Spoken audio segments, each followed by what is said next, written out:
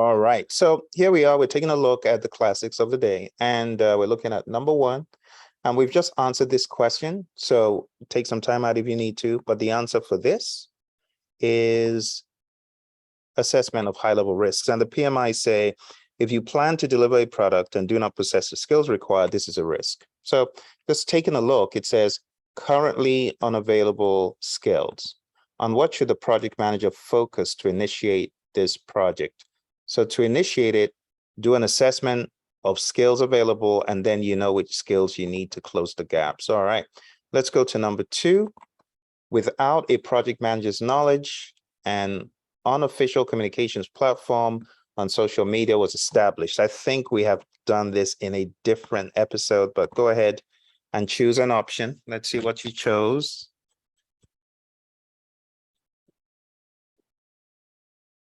All right, a little bit all over. Let's go ahead and end the poll and let's share the results. And the PMI says the answer to this one is direct the project team to discontinue use of the platform and then review the communications management plan. So let's rationalize why that is the answer. So discipline all individuals involved. That's, PMIs, it's never really that as the answer. And report the issue to the compliance office. So let's think about this. How does this solve the problem? Even if you were going to discipline them, it still doesn't solve the problem of now not having a platform and having a team that has been browbeaten. So it's not A. Let's take a look at B. Assign an administrator to monitor communications, but it told you that it's an unofficial communications platform, and it's been used inappropriately. So who knows? So assigning an administrator to that is just like opening a bee's nest. Don't do that. It's not official and it's being used badly. And then option C, terminate the platform. Okay. So if you terminate the platform, just the language alone could be a bit draconian, but then it says, as it is not part of the communications management plan. Again, you say, no, you can't use that. You naughty children, I'm stopping it. Okay, and then what's the team supposed to do? Like use mind over matter to communicate? I don't know. How are they going to transfer information? So the best thing is to discontinue the use of the platform, and then you could review the communications management plan so we've got an idea of how to effectively do it. All right, so the best answer is D. All right, if there are any questions about these, just keep saving the questions and we will get to them at the end. All right, let's move on to number 3. A senior project manager, that one. All right, and here is your poll. Let's relaunch the poll. All right, a senior project manager is guiding a new project manager in finalizing project activities. What should the senior manager list as the key benefits of documenting final project activities?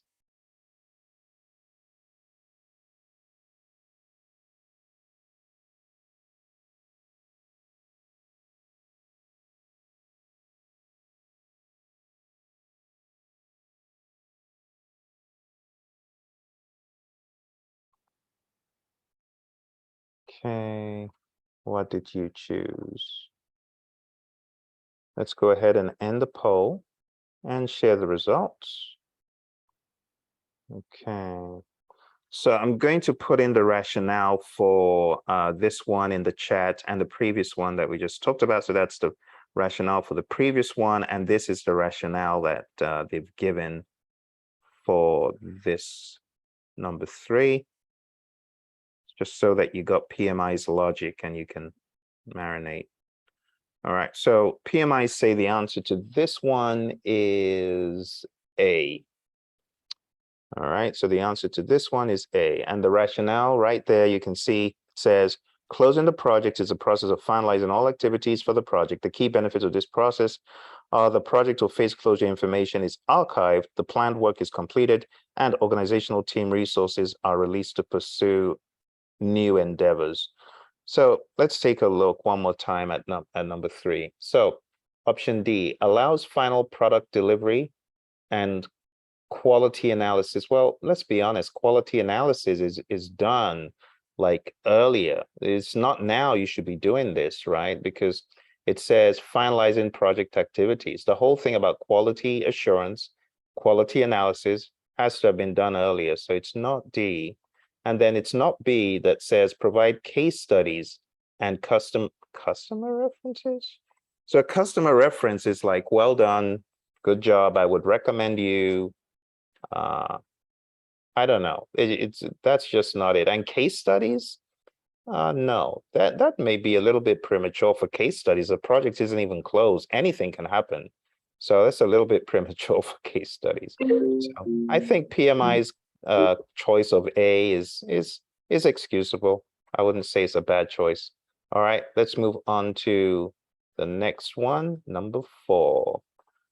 All right, during project execution, the project manager determines that communications fail to comply with the communications management plan. Let's go ahead and relaunch. All right, what do you think about that one?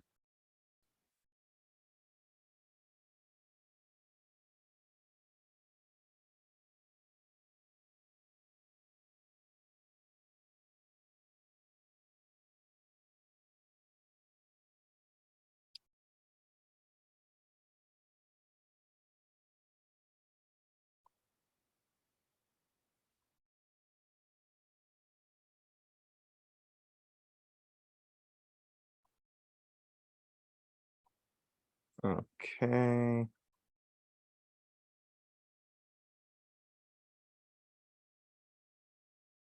Majority of you chose option A. Let's end the poll. Let's share the results.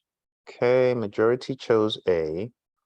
And PMI say here,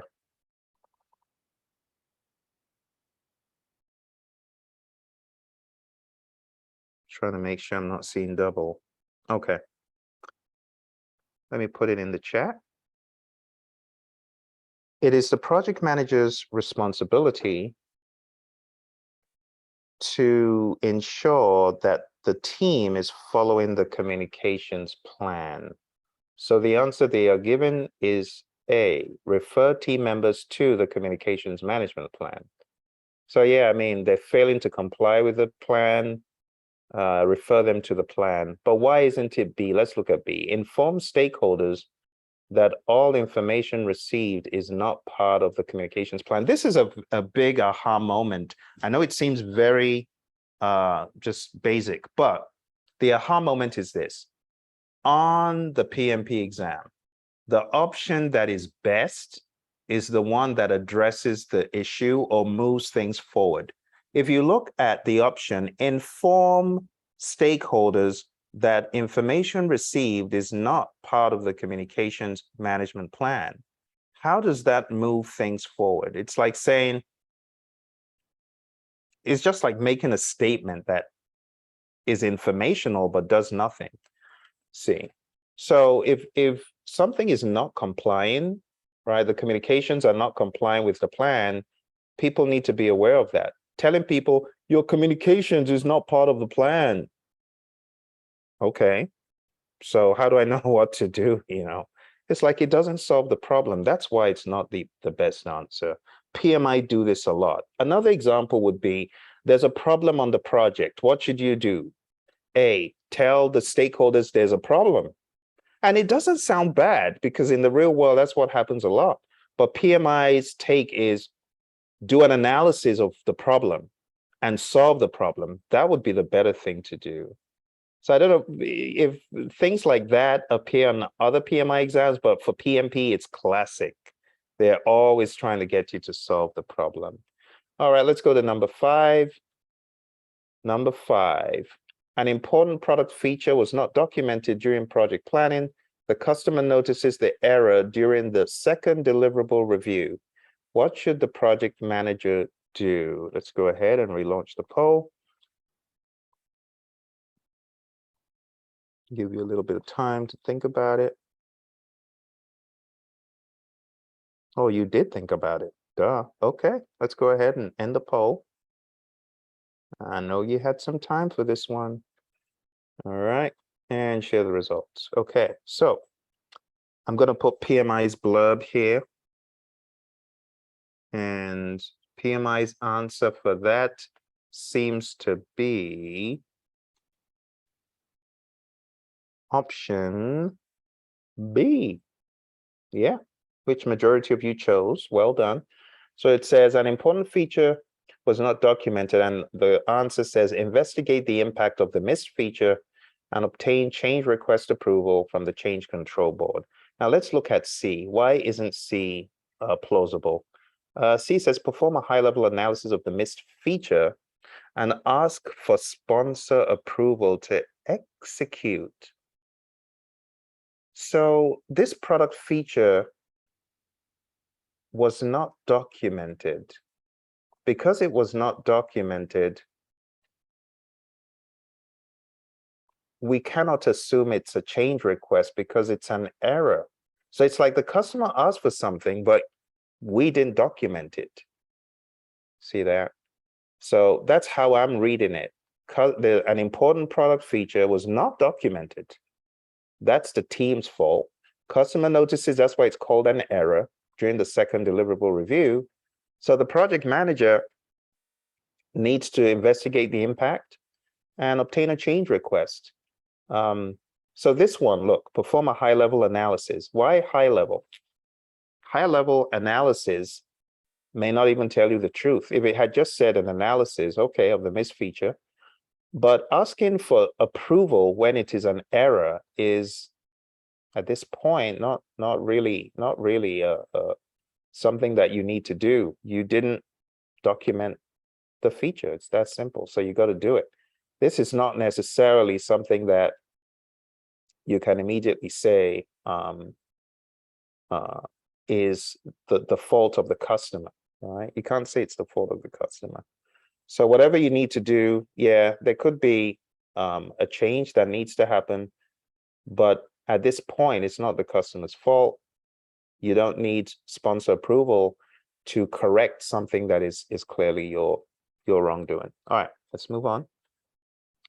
Number 6, a project manager is working on a project taking place in many cities throughout the country. During the final stage of execution, team leader informs the project manager that work has stopped in one city due to safety issues. Authorities will not allow further project work for 3 months pending an investigation.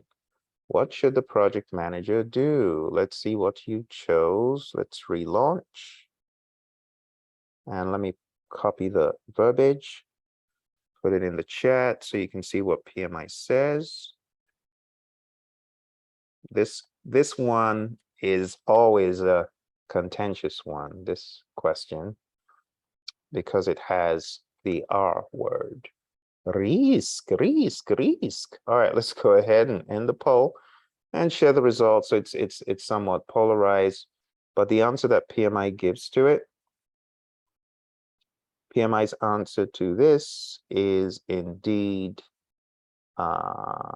actually, no, did anyone choose it?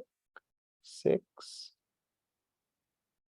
Yeah, it seems like no one. Okay, 3 people chose it. So the answer to this is B. Refer to the risk management plan for appropriate action. So the PMI say here, if you read what I put in the chat, make it bigger. Project manager needs to refer to the risk management plan to see if this was an identified risk. And if so, to follow the recommended plan. If not, then the risk management process needs to be invoked and followed. So let's have a closer read about why it cannot be C and D like our friends chose. So C says, immediately schedule a meeting with the sponsor and authorities to mitigate the work stoppage. Think about this.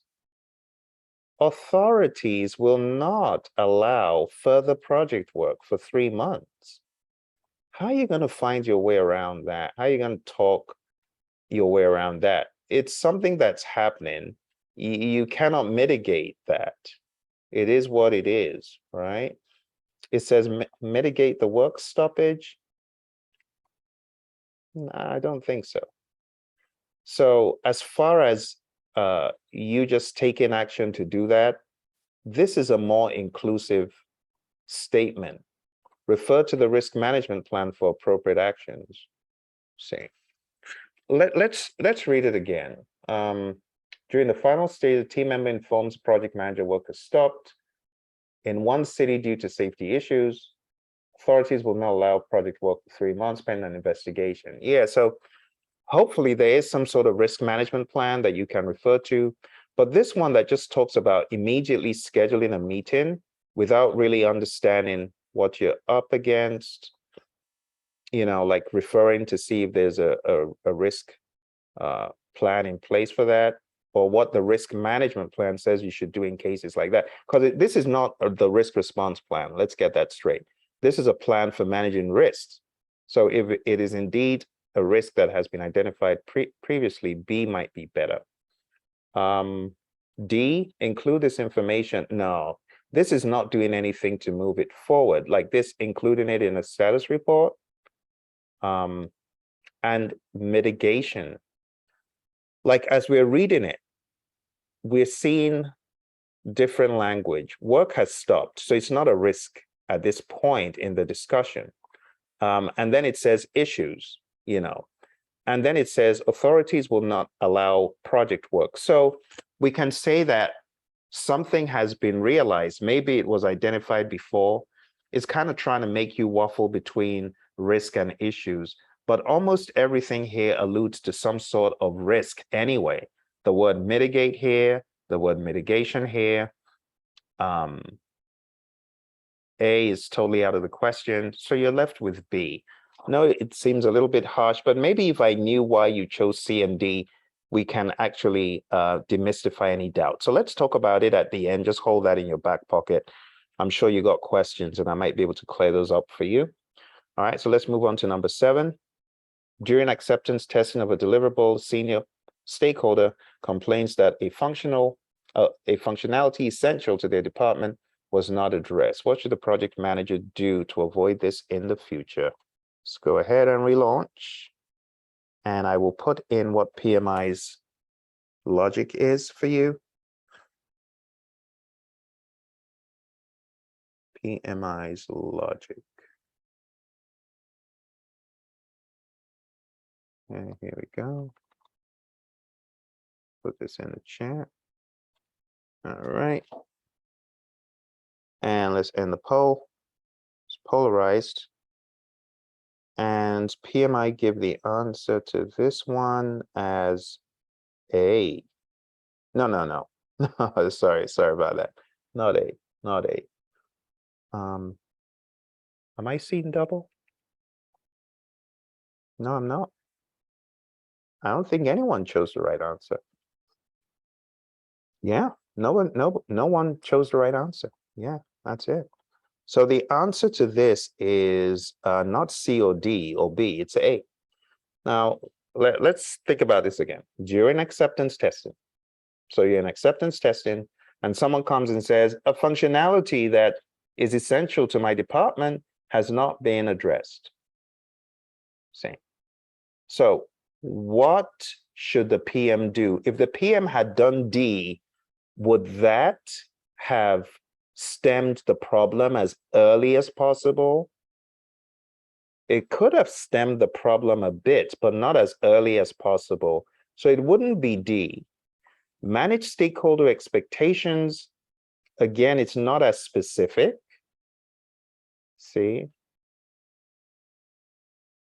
For this not to have been addressed, something went wrong really right from the get-go.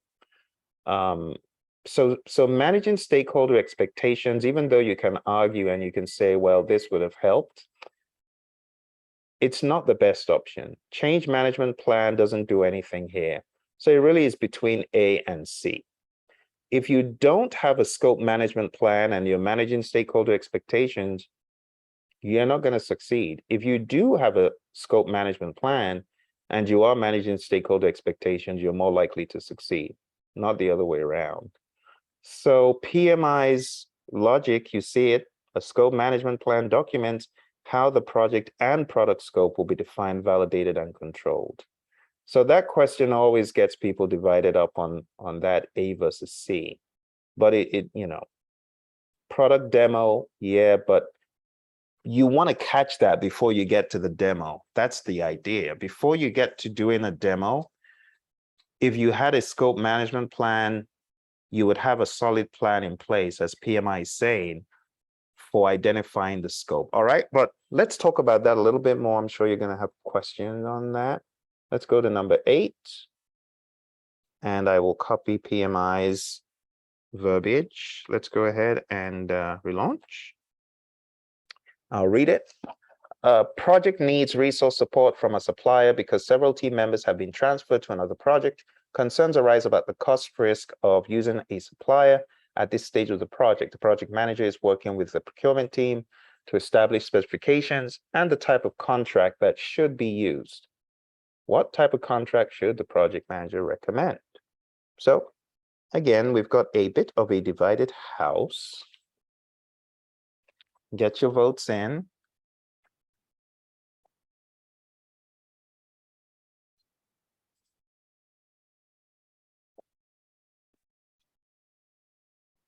Okay. Let's go ahead and end the poll and share the results. Okay.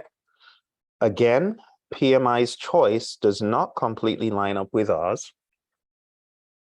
And here is the rationale.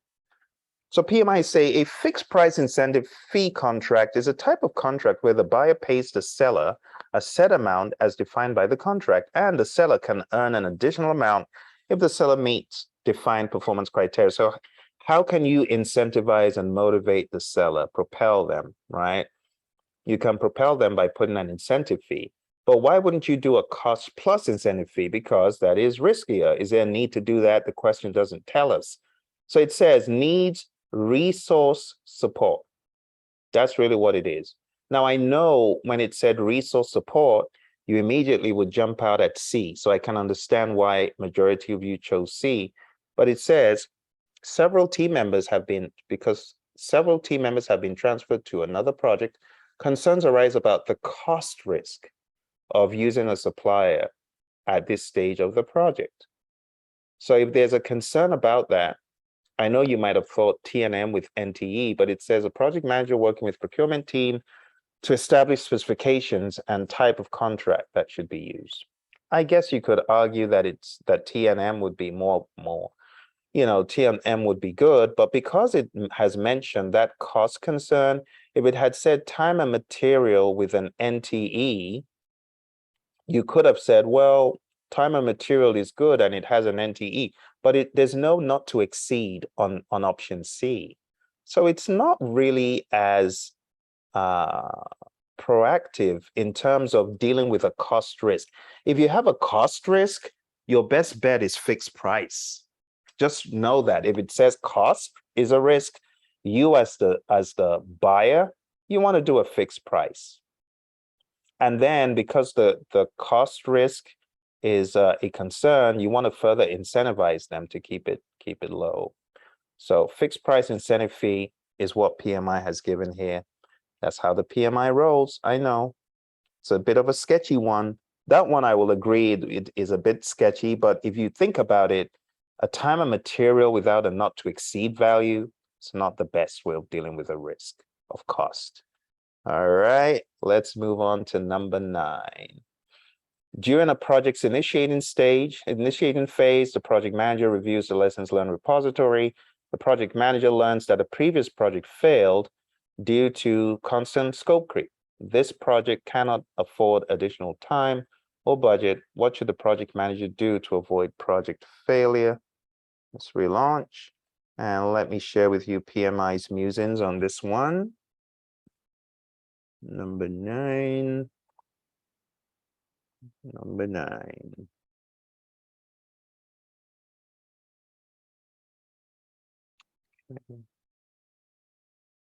This is their logic. Let's go ahead and end the poll. Okay, and let's share the results. Okay, so PMI's rationale for this. The answer is include strict and formal process approval changes. And that is option C. So let's read it one more time. Project failed due to constant scope creep. So you got to be strict. That's the bottom line, right?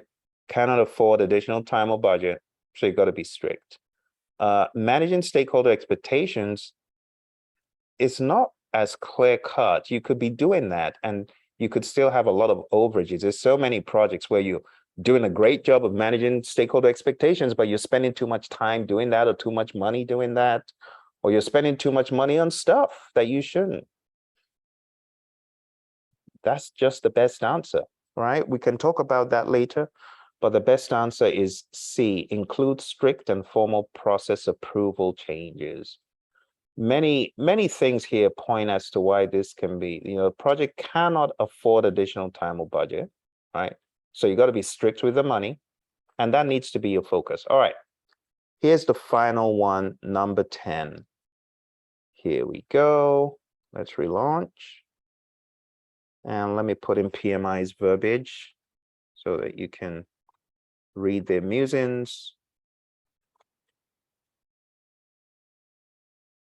Thank you for staying with me as we did this. All right, let's go ahead and put this in the chat. So you've got PMI's musings. And the answer that PMI have chosen for this one is option C. Yeah, it's option C. Use corrective action. So let's see.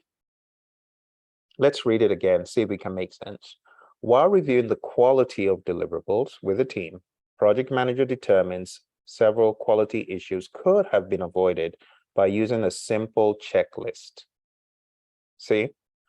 The checklist is then implemented for future deliverables. So what have you done? You have aligned what is happening now with what you should have done.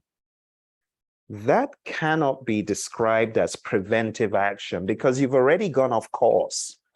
You've already gone off course. So going off course and then getting back on track is corrective. It's not preventive. It's not preventive.